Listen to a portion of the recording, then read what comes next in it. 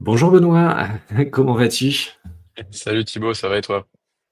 Eh ben ça va très très bien Benoît, c'est un plaisir de te recevoir à nouveau sur la chaîne parce que tu es actuellement au Salvador et donc tu vas pouvoir nous ramener des précieuses informations. Donc on est vraiment en direct du Salvador. Il est quelle heure chez toi là au Salvador? Là, il est 20 non, ça c'est 21h, c'est chez toi. Parce que j'ai Ouais. gardé l'heure française sur mon PC. Il est 14h ici. Ouais, 14 heures. Voilà. Ok. Ouais. Donc, ouais, beau décalage horaire. J'en profite pour préciser que toi, tu es donc un Bitcoiner, tu es fan de Bitcoin et essentiellement de Bitcoin. On est vraiment là pour parler de Bitcoin. Et tu fais tout un tas d'axes pédagogiques autour de ça, hein, de la formation, de l'accompagnement et tout ça. Donc c'est très, très, très cool de t'avoir en direct du Salvador pour que tu nous dises un peu à chaud ce que tu penses de ce pays, si effectivement ce qu'on dit sur le Salvador se réalise concrètement et ton ressenti vis-à-vis de la population. Donc j'ai pas mal de petites questions à te poser. Mais je te propose tout simplement de démarrer avec nous dire un peu quel est l'objectif de ton voyage, pourquoi tu es parti en tant que touriste là-bas. Et voilà, est-ce que pour l'instant tes objectifs se sont avérés validés ou est-ce que tu as des choses à développer là-bas? Enfin voilà, dis-nous un peu plus sur ton voyage. Ouais, donc effectivement, l'objectif de mon voyage, c'est de découvrir par moi-même ce pays dont on a tant parlé dans les médias Bitcoin en tout cas. Et en plus, j'arrive au moment où il y a un changement dans la loi Bitcoin qui a été pas mal médiatisé ces derniers temps, puisque c'est arrivé, ça a été annoncé au même moment que la conférence Plan B Forum, à laquelle j'ai assisté, donc pendant 2 jours. Et donc, bah voilà, c'était assez intéressant de voir concrètement ce qui se passe dans le pays, de discuter avec les locaux, avec les expatriés, avec ceux qui sont les leaders des différentes communautés, que ce soit Mi Primaire Bitcoin, Bitcoin Beach, Plan B, etc. Et d'autres initiatives un peu moins connues, soutenues ou pas par le gouvernement. Et donc de voir aussi si ça peut être un pays qui peut être intéressant pour les bitcoiners comme moi, qui souhaiteraient éventuellement s'expatrier. Oui, c'est ça. C'est que non seulement tu assistes à des événements et tu prends des contacts un peu locaux, mais en plus, tu as potentiellement l'idée de venir, peut-être si on va dire les étoiles s'alignent, de potentiellement venir t'installer carrément pour développer toute la pédagogie de Bitcoin ici, enfin, au Salvador. C'est ça, ça fait partie des pays qui proposent quand même un certain nombre d'avantages par rapport à l'Europe, on va dire, et par rapport à d'autres pays. On sait qu'aujourd'hui, c'est la théorie de l'individu souverain. Finalement, les États sont un peu en concurrence les uns avec les autres. Quand on est mobile, quand on a un travail qui peut être fait à distance, bah, finalement, le mieux, c'est de choisir un pays dans lequel on est le mieux traité. Et c'est vrai que pour les bitcoiners et ceux qui partagent un esprit de liberté, le Salvador, c'est un pays qui semble intéressant. Donc c'est pour ça que je voulais vérifier. Mhm. Moi, je voyage assez régulièrement pour voir comment ça se passe dans différents pays, surtout pour voir des conférences Bitcoin principalement, mais aussi voilà pour voir qu'est-ce qui peut être intéressant en termes aussi d'entrepreneuriat. D'accord. Voilà, il y a un certain nombre de différences parmi les pays. On sait qu'en France, ça peut être assez compliqué d'entreprendre. C'est assez coûteux en termes de fiscalité, Mhm. par exemple. Bien Voilà, sûr. Ouais. même s'il n'y a pas que ça. Bon, bah, ici, ça a l'air assez ouvert, Mhm. assez simple finalement. Voilà, si j'ai une idée, je démarre un business et je vais pas avoir des montagnes de paperasse à faire. C'est un peu Ouais. le retour que j'ai de ceux qui ont Ok. pu faire ce genre d'aventure ici.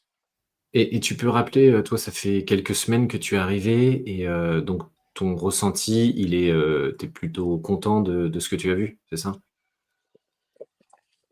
Ouais, en fait, j'avais pas mal de retours différents. Notamment de Français qui étaient venus ici, des retours très tranchés.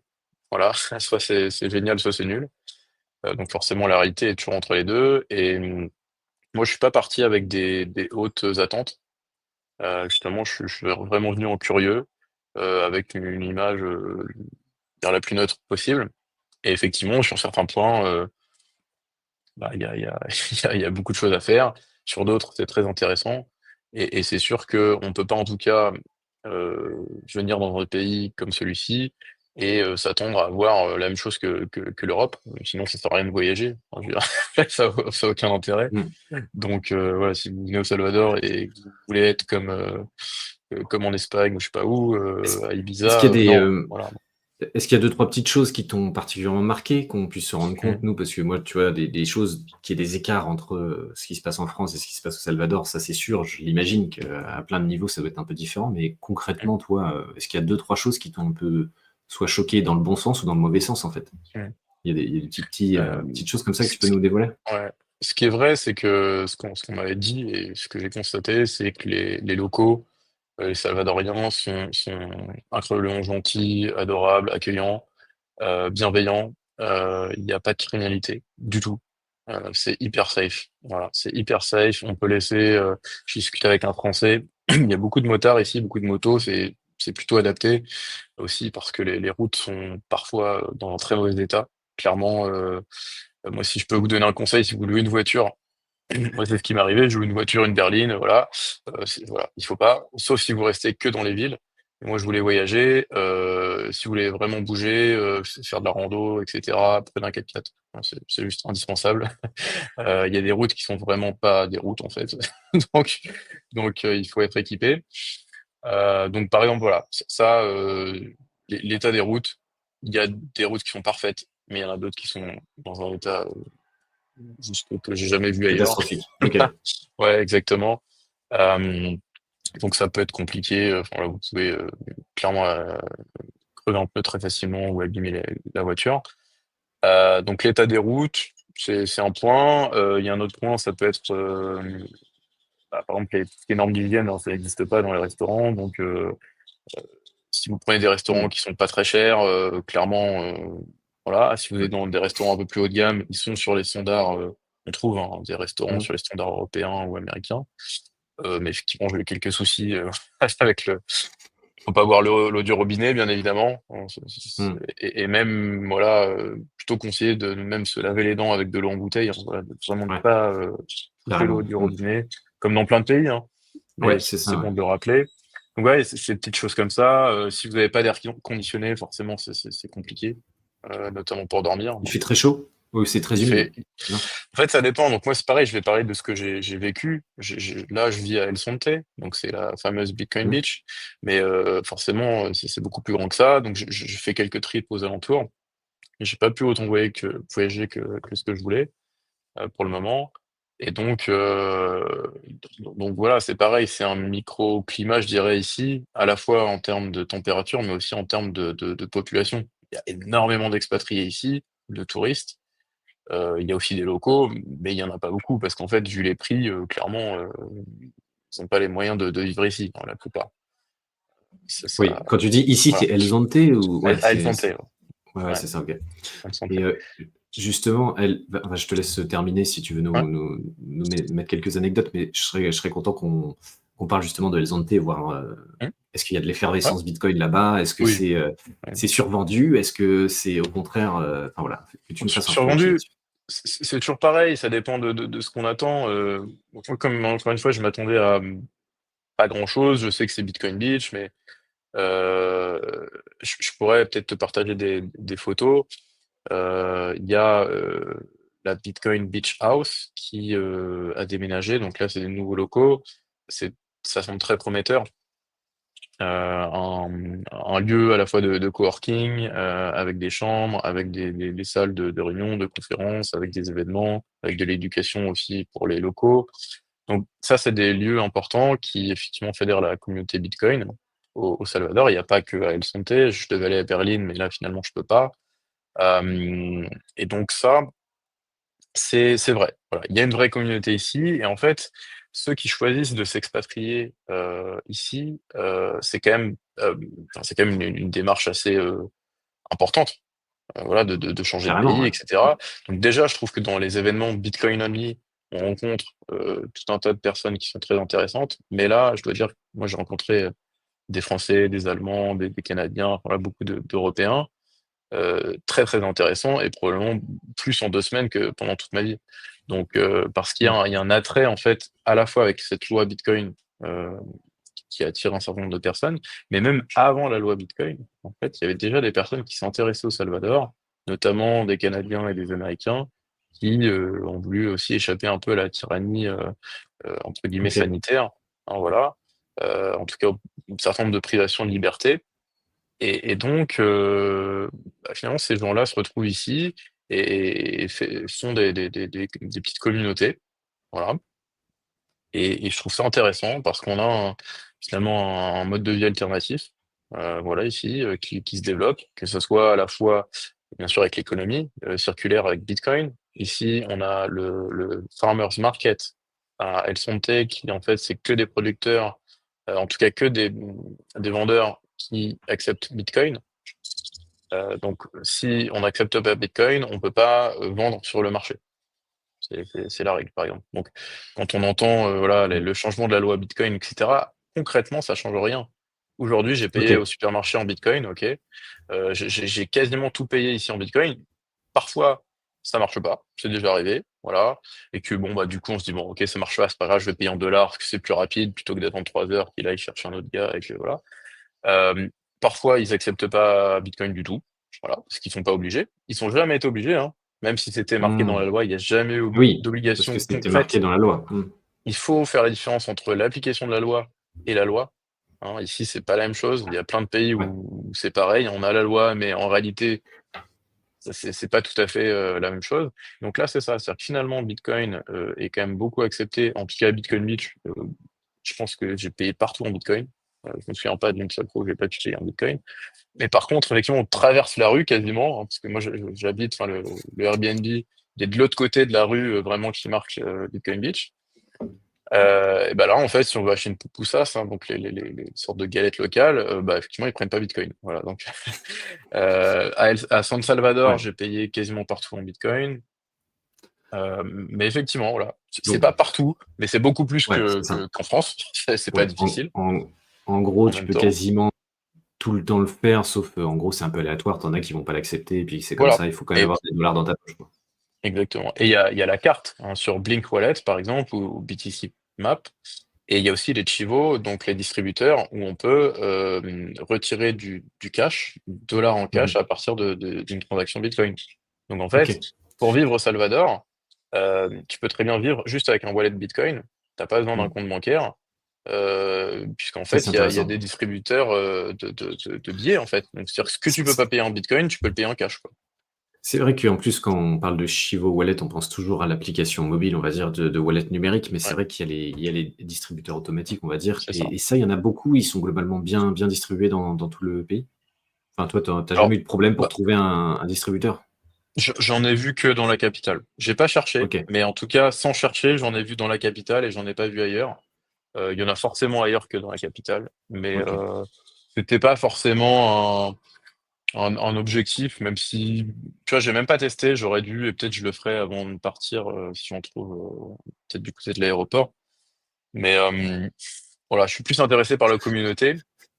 Hmm. Mais par contre, c'est une solution quand même, de se dire, Ouais.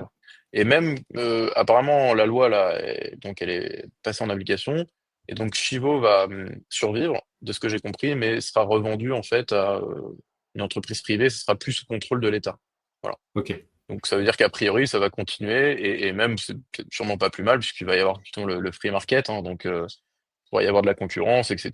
Donc Bah, de je ce que pense que moi j'avais c'est entendu, plutôt c'est une bonne. que déjà de base, ceux qui utilisaient vraiment le Bitcoin dans le pays, ils utilisaient plutôt des alternatives. Donc en fait, en soi, ça change pas tant de choses que ça, parce qu'il me semble que Chivo, c'était pas forcément ce qui était le plus optimisé.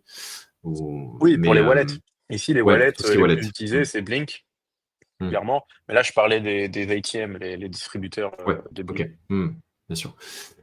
Et toi, quand tu vois des paiements, tu as dû voir quelques paiements, tu en as fait toi-même. Mm. Est-ce que c'est uniquement globalement des expatriés qui sont du coup venus pour la cause un peu Bitcoin, ou est-ce que tu vois aussi des locaux qui payent en Bitcoin? J'ai pas vu de locaux payant Bitcoin. Je me souviens pas de ça en tout cas. Ouais, Voilà. c'est ça. Il me semble que le taux d'adoption chez les locaux reste quand même Et assez faible. ouais, tout à fait. Ils ont d'autres priorités. Hmm. Je me souviens d'une conférence que j'ai vue pendant justement le Plomblay Forum.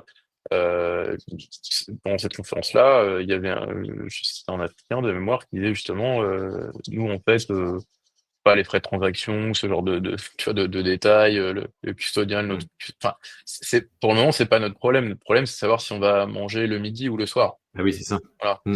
Et C'est donc la là, pyramide de Maslow, quoi. Tu as des besoins ex- voilà, plus importants. exactement. Et Mm. donc là, c'est Mm. un petit peu ça, c'est-à-dire que c'est quand même un pays qui sort de la guerre. Et aujourd'hui, ils sont globalement plutôt heureux parce que justement, ils peuvent juste sortir, les enfants peuvent jouer dans la rue, c'était impossible avant. Et donc, et même, je dirais que localement, j'ai pas énormément échangé avec les locaux puisque déjà, je parle pas espagnol et ils parlent pas anglais. Voilà, ça, c'est un vrai problème entre Ok. guillemets. Enfin, Mm. euh, je vais Oui. travailler mon Ouais. espagnol pour les fois suivantes Le pour minimum syndical, quoi. voilà. Ouais, Mm. ouais, ouais. Vraiment, Mm. c'est important d'avoir des bases Mm. d'espagnol ici parce que quasiment personne parle anglais. Même dans des lieux qui sont plutôt touristiques, voilà, ça reste compliqué de trouver Mm. quelqu'un qui parle anglais. Donc voilà. Et donc, du coup, j'ai pu un peu échanger avec certains locaux qui parlaient anglais, mais c'est assez rare. Et finalement, on n'a pas forcément parlé de Bitcoin, mais plus un peu de l'histoire du pays, de Bien. la politique, de Bukele, de la guerre. Ouais. Euh, Tiens, voilà. c'est une très bonne chose, justement. Est-ce que, parce qu'on dit que, alors, dans la presse, des fois, Naïb Boukele, il est très critiqué. Mm, Nous, on a plutôt aussi tendance à dire on voit aussi que la population, normalement, le soutient plutôt de façon très intense. Est-ce que c'est le mm, cas? Est-ce que tu vois que les gens, ils sont plutôt très contents de ce qu'a fait Naïb Boukele, ou tu sens que mm. les avis sont mitigés là-dessus? Ouais. En fait, bien sûr, rien n'est parfait, hein. Voilà, il y a toujours des problèmes et des gens qui vont soulever ces problèmes-là et ils ont raison. Mais en fait, de manière globale, il y a juste pas de comparaison entre l'avant Bukele et l'après Bukele pour les habitants, à part ceux qui sont de mauvaise foi ou qui justement étaient dans la corruption. En fait, ceux qui bénéficiaient de la corruption avant, forcément, eux, ils sont contre Bukele. Mais il faut quand Ceux même qui sont voir en que, zonzon, oui, ils aiment pas. voilà, exactement, donc du coup, ceux qui votent, hein, quand même, quand on regarde les résultats, je crois que c'était à vérifier, hein. Voilà, je dis ça de mémoire, je crois qu'il a été quand même réélu avec 87% voilà, de votes favorables. Donc c'est quand même pas rien. Et, euh, et du coup, globalement, c'est positif. Et ce qui était intéressant, c'est que le jour où j'ai visité la capitale, et notamment la fameuse bibliothèque, il y avait une protestation, une manifestation juste devant. Et, euh, et donc, voilà, d'ailleurs, j'ai filmé cette manifestation. En fait, c'était ridicule. Il y avait vraiment, je sais pas compter le nombre de personnes, mais c'était tout petit. Et donc, en tout cas, il y a aucun problème pour les manifestations. Voilà, ils ont le droit de Ouais, manifester. ok. Il y a eu aucune violence policière. Enfin, je veux dire, c'est un truc qui n'est juste pas possible en France. Hein. Si on Mm. compare la réalité, les images, enfin voilà, ils ont fait beaucoup de bruit. Ils ont exprimé ce qu'ils avaient exprimé, mais Mm. il n'y a pas eu de violence policière. Et en fait, on s'aperçoit que c'est aussi quand même des manifestations qui vont prendre des petits détails par-ci par-là pour essayer de. En fait, c'est des manifestations qui sont guidées par l'opposition, clairement, Mm. pour essayer de nuire à l'image de Bukele, en prenant Déstabiliser le des. pouvoir. Mm. Voilà, exactement, en prenant là, c'était la mine, en fait, il y a une mine apparemment qui veut être réouverte par Bukele. En fait, cette mine-là avait été mal exploitée à l'époque et justement, ils avaient fait n'importe quoi. Il y a eu de la pollution parce que justement, la corruption, donc il n'y avait aucune règle. Il veut réexploiter cette mine-là, mais de manière voilà, plus responsable. Et donc, il joue sur les peurs des gens euh, pour, euh, voilà, pour essayer de basculer le Mm. pouvoir. Mais en fait, c'était vraiment ridicule. Il Ouais, y avait ok. très peu de monde, des gens qui même probablement ont été payés, hein, comme ça se fait dans pas mal de manifestations. Et en fait, on voit les images de la télé où il y a un plan très resserré, on a l'impression qu'il y a du monde, et on voit d'autres images qui sont prises par un drone, je pense, enfin voilà, plan beaucoup plus large, on se rend compte qu'il y a quasiment personne. Et moi, j'étais là, effectivement, c'était, ouais, il y avait, Ouais, c'était peanuts. ouais, c'est ça. Alors Ouais, que ok. c'était un week-end, enfin voilà, c'est pas, Oui. bref. Donc, globalement, moi, en tout cas, j'ai rencontré personne qui était genre vraiment contre Mukele. Mm. Ce qui est Et ce qui est intéressant dans ce que tu dis, c'est ouais. que les infos qu'on a quand même, qui transitent globalement, bah, sur un peu sur les réseaux, et de ce que nous on arrive à se faire comme avis en France, je veux dire, hein, toi, tu es en train de confirmer des choses que moi, j'avais l'impression de percevoir en France. C'est-à-dire que le côté sécurité, il est effectivement là, tu l'as rappelé, c'est clairement beaucoup plus sécurisé qu'avant et ça n'a rien à voir, c'est un game changer pour la population. Tu dis aussi que bon, l'adoption, elle est faible pour les locaux, ça, on pourrait l'anticiper, mais que pour sans doute des expats ou des gens comme toi, bah forcément, on se prend au jeu d'utiliser Bitcoin un peu comme ça au quotidien. Que on peut quand même vivre avec juste un wallet Bitcoin grâce au distributeur, ça c'est intéressant. Mm. Et il y a ce côté ébullition, mais pas non plus trop marqué de Elzonte. Et peut-être tu vas pouvoir nous parler aussi de Plan B, parce que les gens ne savent pas forcément ce que c'est. C'est un événement quand même assez important. Est-ce Ah que oui, donc tu peux nous faire un petit débrief de cet ouais, événement? c'est vrai. Le plan B Forum, donc c'était 2 jours à la capitale, San Salvador. Et voilà, c'était globalement très intéressant, aussi des belles rencontres. Avec il y a eu un show de drones aussi avec avec Bitcoin, etc. Enfin, bon, il y a un certain nombre d'animations, de concerts qui étaient plutôt sympas. Et ça se fait aussi à Lugano. Donc en fait, il y a un événement en Europe à Lugano et en Amérique à El Salvador, à San Salvador. Voilà, donc et il y a aussi une autre conférence qui est que je n'ai pas encore faite, qui est en novembre, si je me trompe pas, qui s'appelle Adopting Bitcoin, et là qui est plutôt orientée vers l'adoption, les économies circulaires, etc. Ça semble aussi très intéressant. Et donc je verrai, je pense, j'espère pouvoir y assister là à la fin de l'année. Après, revenir à Plan B, ce qui était pas mal aussi, c'est leur application. Hein. C'est un petit détail, mais il y avait une application mobile pour suivre les conférences, pour faire du networking, ce genre de choses. Les conférences Ça globalement draine, étaient de qualité. ça draine combien de personnes? Il y a des... J'arrive pas à me rendre compte du nombre de personnes qui viennent Mm. pour l'événement et peut-être est-ce qu'il y a deux scènes avec des conférences comme, je sais pas, Ouais, il y a il plusieurs y a des scènes. Ouais. événements où il y a plusieurs scènes et est-ce qu'il y a des pointures, je sais pas, il y a Oui, des experts un peu du domaine qui sont venus, t'as des oui, noms un peu à nous donner? oui. Bah je sais pas, Adam Back, hein, par exemple, qui était là. Il y avait bien sûr John de Miplimel Bitcoin. Il y en a tellement que je les ai pas tous en Il y tête, avait pas des un pointures Jack Mallers ou un américaines. Jack Dorsey ou des trucs comme ça? Je me souviens pas de les avoir vus, non, effectivement. Ok. Euh, non, non, Et non. toi, du coup, les deux points positifs que tu aurais retenus, c'est tu as pu networker à fond et puis avoir des Mm. conférences de qualité, c'est ça? Oui, c'est ça, hein, globalement. Moi, c'est ça que j'y allais, pour ça que j'y allais aussi. Il y a aussi plus d'Américains, hein, et de Canadiens, puisqu'on est quand même plus proches. Et puis, je voulais aussi justement j'ai rencontré des Français qui vivent au Salvador et en tant Ouais, très qu'expatriés. précieux Donc, comme c'était information. intéressant, voilà, d'avoir des infos, d'avoir des contacts de juristes, par exemple, qui peuvent aider pour l'immigration, ce genre de choses. Et puis voilà, toujours cette ouverture d'esprit et de contact qui est très agréable, je trouve, dans cette communauté, où tout de suite on se connaît à peine, et puis en 5 minutes, voilà, on est potes quasiment, et on va boire un verre. Donc ça, c'est vraiment agréable. Et ouais, ça fait partie quand même de mon top de conférences, je trouve, globalement.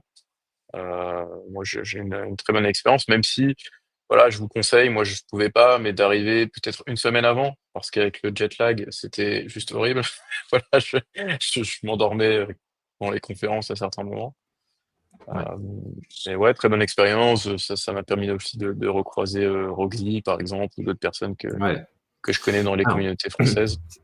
c'est parfait là ce que tu es en train de me dire parce que Roxy, bon, pour ceux qui ne le connaissent pas, il avait quand même la chaîne Découvre Bitcoin et Mhm. puis maintenant il travaille pour justement toute la pédagogie. Il bosse vraiment pour définir, je crois, des programmes pédagogiques au Salvador.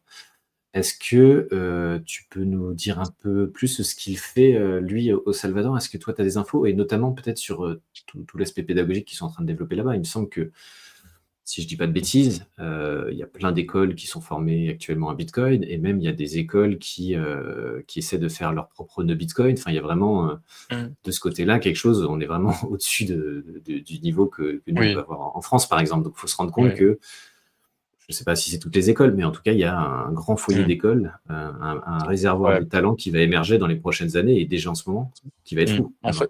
En fait, c'est,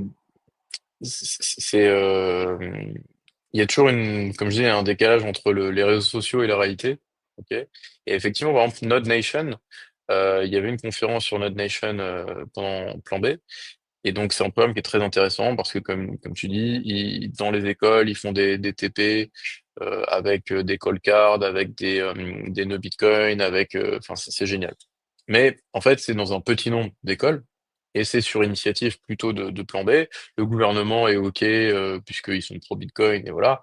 Mais voilà, donc en fait, c'est vraiment décentralisé. Il y a plein de programmes différents.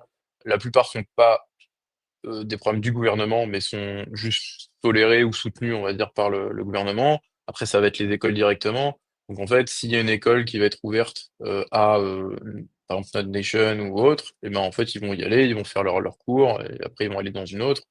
Mais voilà, c'est encore un peu le début, je dirais, Ouais. hein, voilà. Il y a des C'est pas quelque très, chose très de belles initiatives. vertical, ouais, Non, et c'est très bien. qui vient du gouvernement, mais c'est plus Voilà, chacun prend conscience c'est du ça. truc et peut saisir l'opportunité de se faire former à ça, quoi. C'est ça. Il y a mis Ok. Primal Bitcoin qui travaille quand même étroitement aussi avec le gouvernement.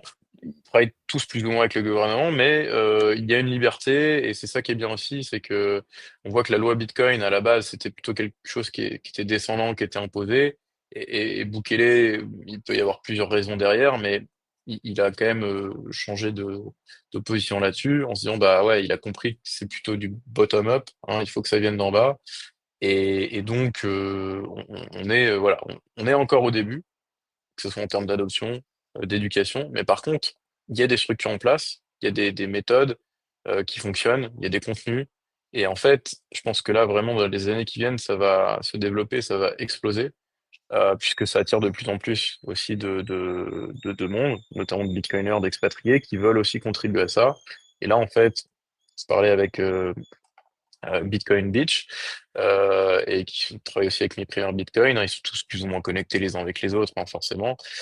C'est que là, l'objectif, c'est d'avoir en fait des lieux pour les Bitcoiners, comme Bitcoin Beach House, mais partout, dans chaque département, en fait, chaque région du Salvador, avec des initiatives d'éducation, avec voilà tous les différents programmes pour que ce soit justement décentralisé.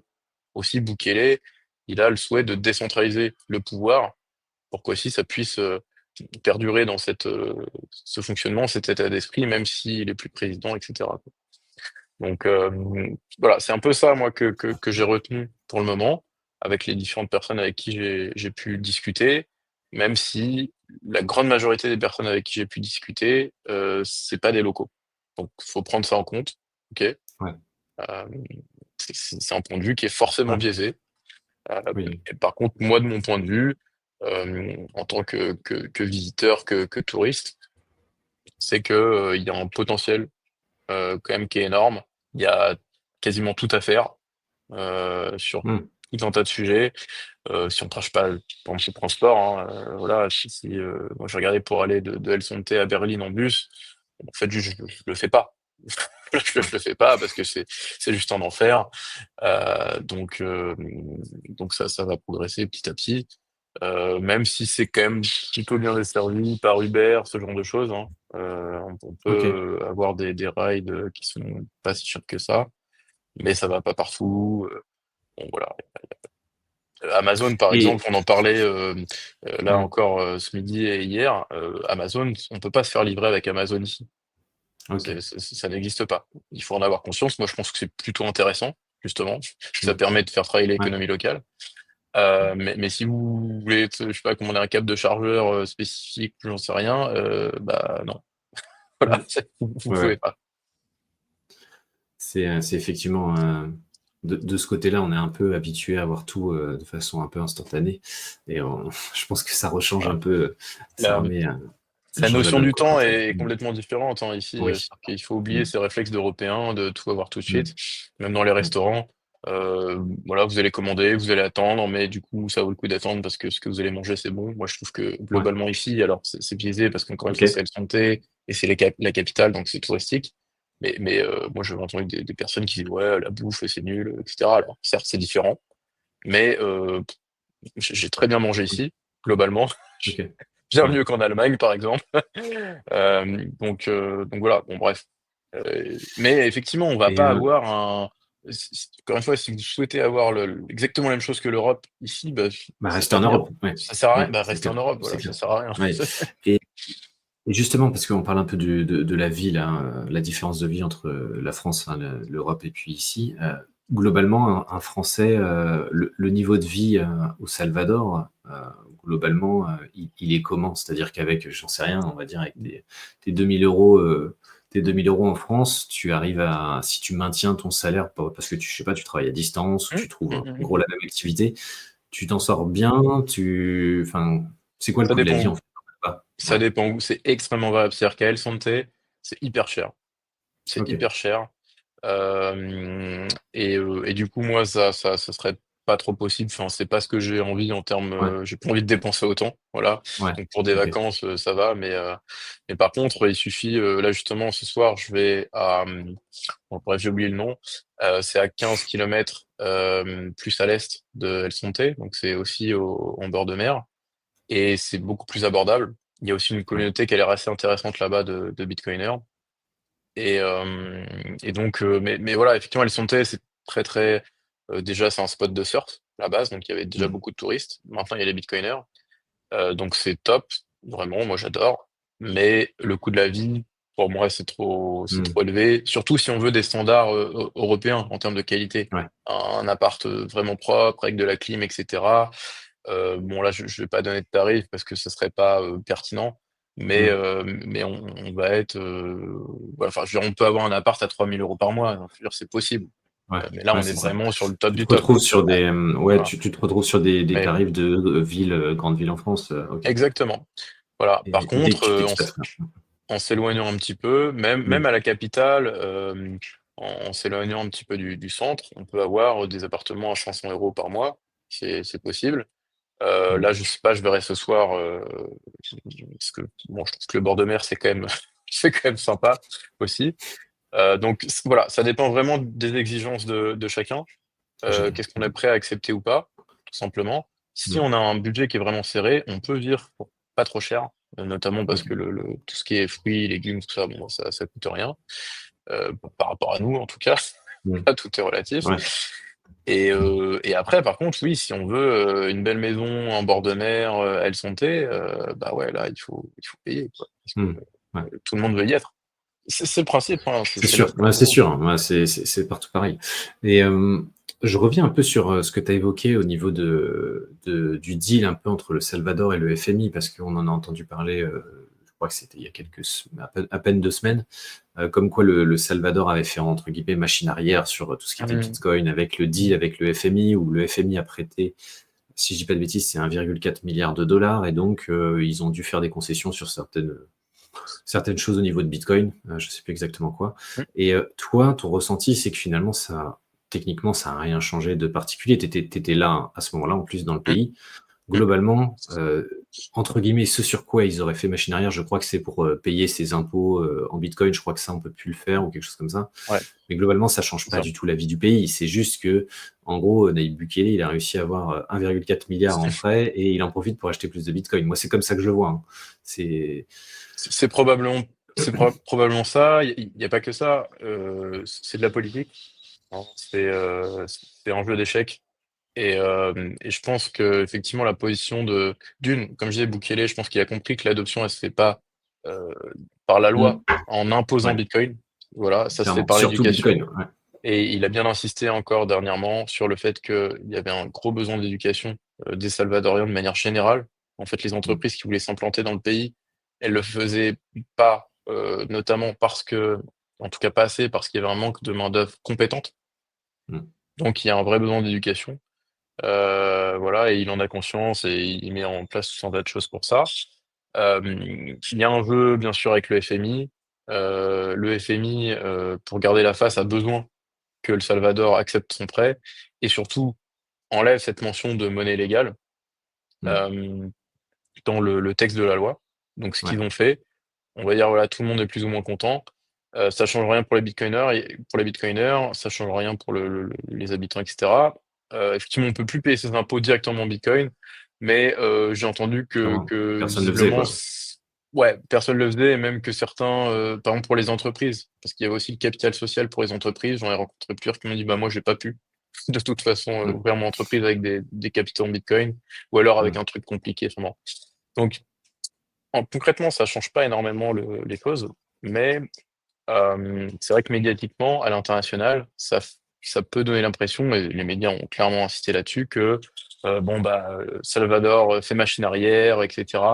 Pas du tout, en fait, pas du Mm. tout. Et moi, je me disais un truc, hein, parce qu'on en a pas mal discuté avec les expatriés, chacun a sa vision des choses. Il y en a qui sont dévastés, ils disent ouais, Bukele nous Mm. a trahis, etc. Ah ouais, Et carrément. ouais, ouais, parce que c'est émotionnel Mm. quand on a engagé les 3 dernières années de sa vie dans un pays sur un principe qui est la loi Bitcoin. Bah, on peut comprendre qu'il y a des gens qui soient déçus. Ouais, c'est sûr. John de Mi Primal Bitcoin pendant la conférence, il était très émotionnel et il a dit lui-même qu'il reconnaissait que voilà, pour lui c'était difficile quoi de Mm. vivre ça, D'accepter ça. Mm. qu'il était déçu et je comprends. Mais moi je n'ai pas investi les 3 dernières années de ma vie ici, donc ça me Ouais. ça voilà, je suis pas émotionnel et j'arrive à prendre de la distance, à me dire bah en fait Bukele il a 3 coups d'avance Mm. et finalement c'est positif parce que je pense que localement finalement la perception de Bitcoin par les habitants elle est pas très positive. Malheureusement parce que justement il y a pas assez d'éducation, comme on a dit il a imposé ça avec Chivo et autres sans qu'il y ait eu l'éducation avant. Il a compris son erreur, je Mm. pense. Donc là, il fait effectivement machine arrière dans la méthode, ok, Mm. d'apporter Bitcoin. Et donc, je pense même que d'un point de vue local, c'est probablement positif pour lui en termes d'électorat. Je suppose. Voilà, ça c'est vraiment une analyse à 2 balles. Voilà, de touriste qui a passé Mm. une semaine et demie ici. Euh, mais c'est un peu comme ça que je vois le truc. Et que sur le côté en fait international, bah, de toute façon, ça va se résoudre avec le temps. Et comme je disais, en fait, si il y a des gens qui, par exemple, des bitcoiners qui ne viennent pas ici parce qu'ils ont entendu dans les médias officiels, qu'ils ont lu, je sais pas, dans le Figaro que finalement le Salvador c'est plus l'Eldorado, bah, qu'ils viennent pas en fait parce qu'ils sont pas prêts. Euh, Mm. voilà, les gens que j'ai rencontrés ici, c'est des personnes voilà, qui ont une ouverture d'esprit, qui savent que les médias Mm. occidentaux, bah, ils ont leur vision des choses et qui disent pas la Prendre des vérité. pincettes. Voilà, Mm. donc il faut voilà, toujours prendre des sources d'informations différentes. Mm. Et c'est pas si simple, c'est Et pas tout blanc tout noir. Voilà, c'est pas Bukele, c'est un gentil ou c'est un méchant, c'est un dictateur mm. ou c'est un démocrate. Mm. Voilà, la vie elle est Ouais, ouais. plus compliquée que ça. Mais ce soir, justement, en enregistrant cette vidéo, ça donne aussi un avis de quelqu'un qui est sur place. C'est ça qui est intéressant, c'est d'avoir vos retours, hein, Benoît, et puis d'autres, hein, tant d'autres qui font aussi des vidéos très intéressantes sur le sujet. Je voulais te poser une question aussi en termes de fiscalité. Il y a un Mm. intérêt, hein, c'est 0% sur les plus-values ou quelque chose comme ça, non? Alors, bah, de toute façon, Bitcoin alors, était monnaie légale, mais l'est toujours, hein, parce que Ouais. ça change rien. En tout cas, Oui, il y a donc aucune. oui, donc En il n'y a tout cas, rien. parce qu'en Mm. fait, ce qu'ils ont retiré, c'est Bitcoin legal tender, ok? Mais en Mm. réalité, Bitcoin n'a jamais été vraiment une monnaie légale. Ça n'a pas de sens. Bitcoin ne peut pas être la monnaie légale d'un pays. Enfin, voilà. Bon, bref. Parce que la monnaie légale, c'est Oui. celle qui est imposée par l'État, c'est la monnaie de l'État imposée par l'État, normalement. Mais bon, je suis pas économiste, je vais pas rentrer dans le sujet. Mais Mm. ce que je veux dire, c'est que, Je vois ce que tu veux dire. voilà, Je comprends que c'est pas dans la démarche même de toute façon de la philosophie Bitcoin, donc de ça peut Bitcoin. pas quelque chose que Voilà. tu peux imposer, Mais et surtout qu'il y Bitcoin, avait une double monnaie, donc ouais. voilà. Mais Bitcoin est une monnaie. Mm.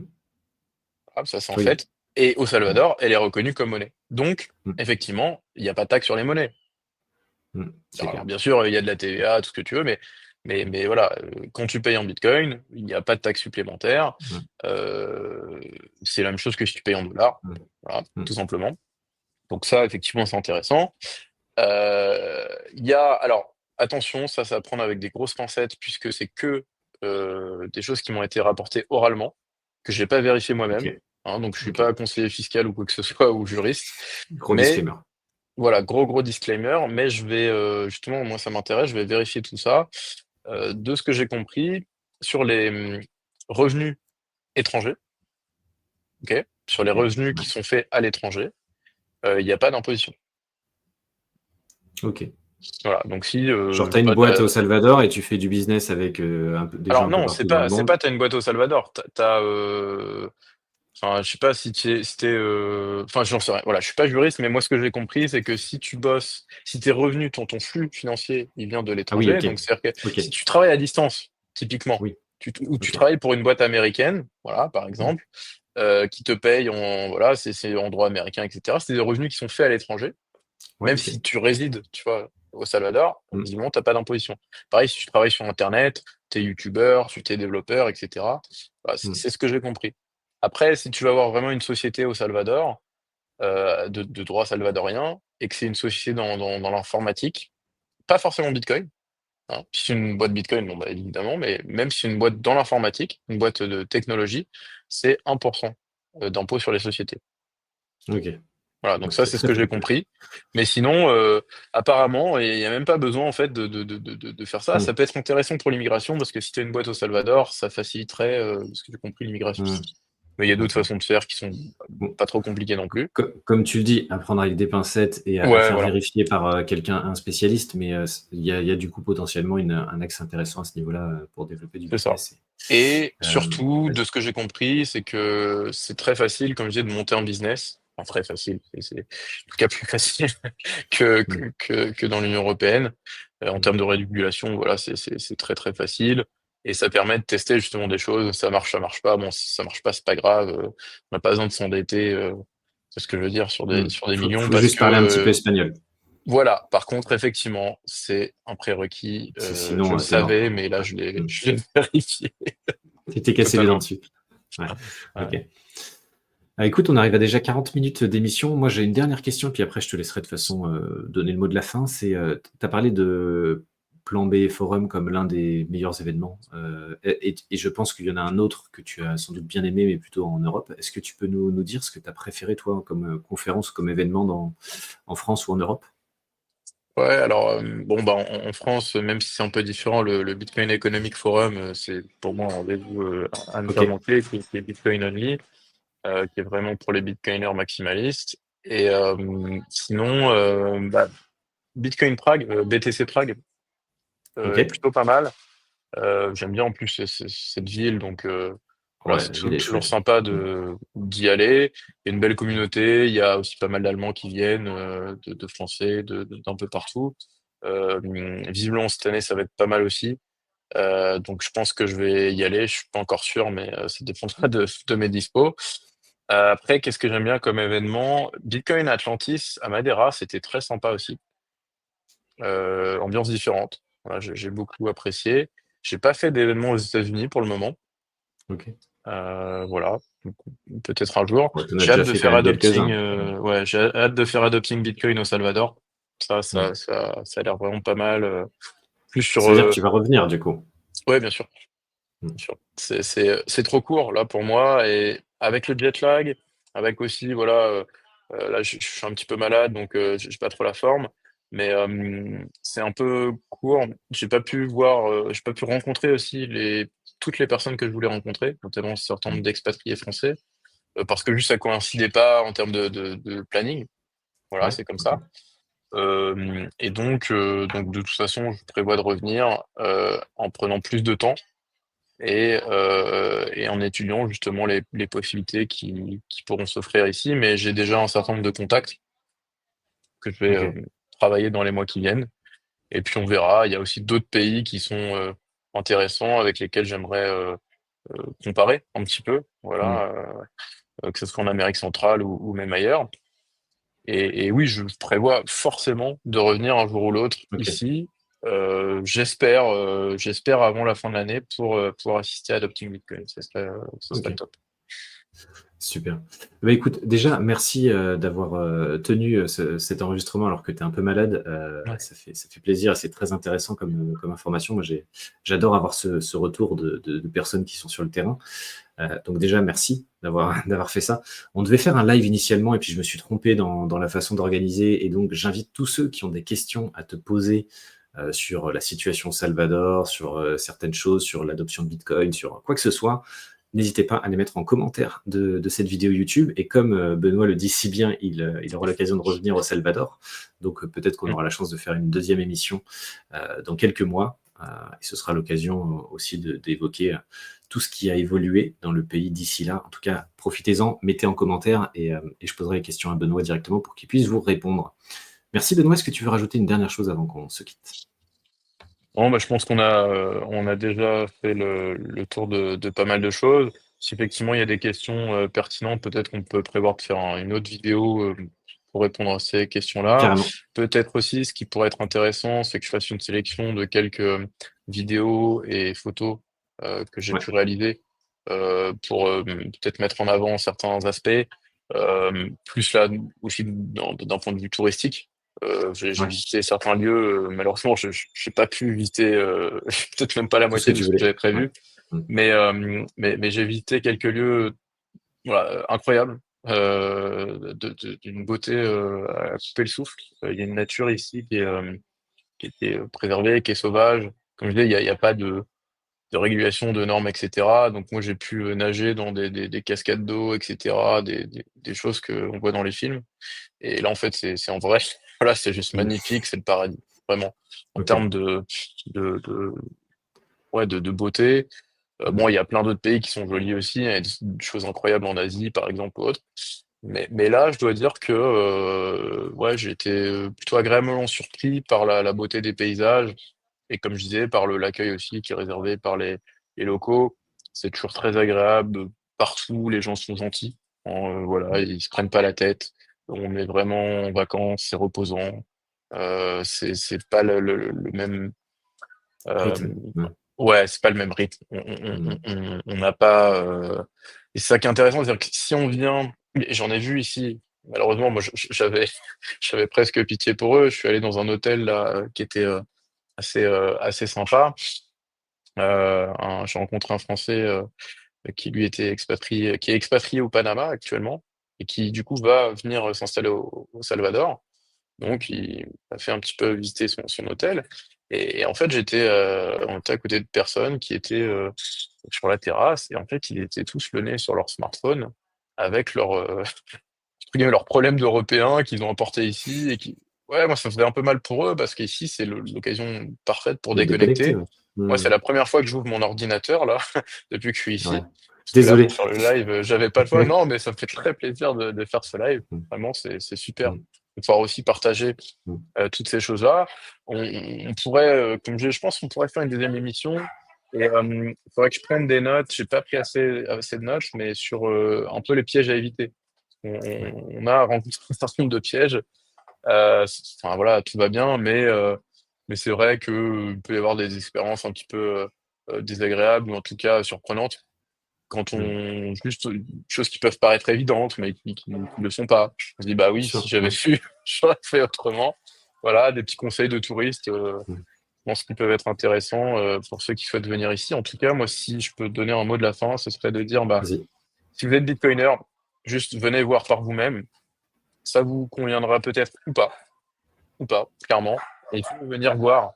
Il faut expérimenter ça. Je pense que ça vaut l'expérience en vaut la peine. Moi, c'est une expérience juste incroyable. J'ai vécu des aventures à la fois extraordinaires et aussi difficiles, hein, vraiment des Mm. épreuves, mais c'est comme ça qu'on grandit, quoi. Et donc, Mm. ça, c'est pas le genre de choses qu'on peut avoir chez nous. Genre, tout est aseptisé, machin, Bah, contrôlé. routinier. Ouais, très routinier. Ouais, là, Mm. on en prend plein les yeux, plein les oreilles, plein Mm. c'est l'aventure, Mm. littéralement. Et, Donc, si vous aimez et l'aventure, venez au Salvador. Si vous n'aimez pas l'aventure, venez pas, restez dans votre salon. On c'est partage le ça, moment. c'est là-dessus que je voulais terminer, c'est que c'est à la fois une terre bah, très attractive pour les bitcoiners, mais c'est aussi une terre finalement très attractive pour les paysages, pour la population et pour plein d'autres choses. Donc voilà, faut pas le voir que C'est par le ça, il n'y a prisme pas du que bitcoin, il y Bitcoin. a tous les side côtés aussi intéressants. Merci, Tout à merci fait. beaucoup Benoît. Merci à Avec toi plaisir, tu reviens pour pour parler l'invitation. Ouais, des petites astuces justement quand on veut voyager là-bas, même les questions qui vont être posées. Donc vraiment, n'hésitez pas. Et si cet enregistrement vous a plu, n'hésitez pas à donner de la force avec un petit like, un petit commentaire, un petit partage.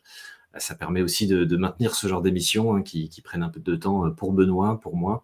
Donc allez-y, donnez un peu de force, ça fait toujours plaisir. Merci à tous ceux qui prendront les quelques secondes pour le faire. Merci encore Benoît et à très bientôt. Salut à toi, salut à tous. ciao. Ciao.